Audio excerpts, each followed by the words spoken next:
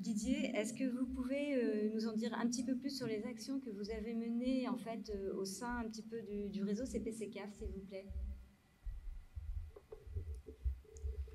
Merci beaucoup de l'occasion que vous me donnez de partager notre expérience avec le réseau.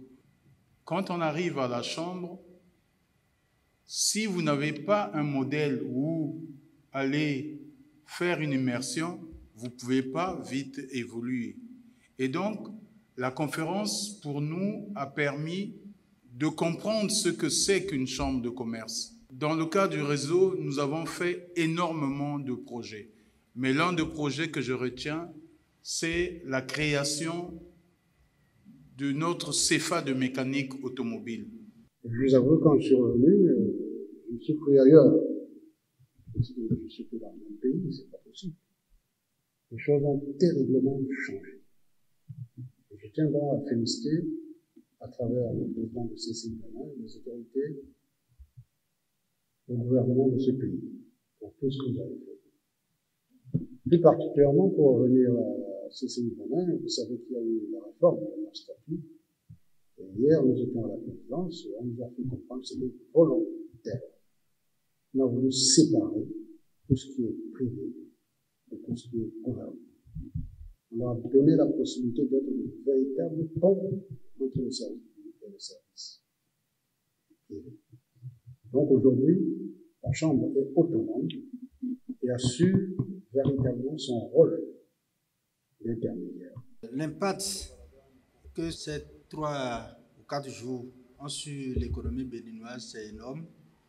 Et ce que nous attendons de tous nos voeux pour les 50 ans à venir, au niveau de la CPCCAF, il faut que la CPCCAF soit véritablement un outil de réseautage, de développement pour le secteur privé.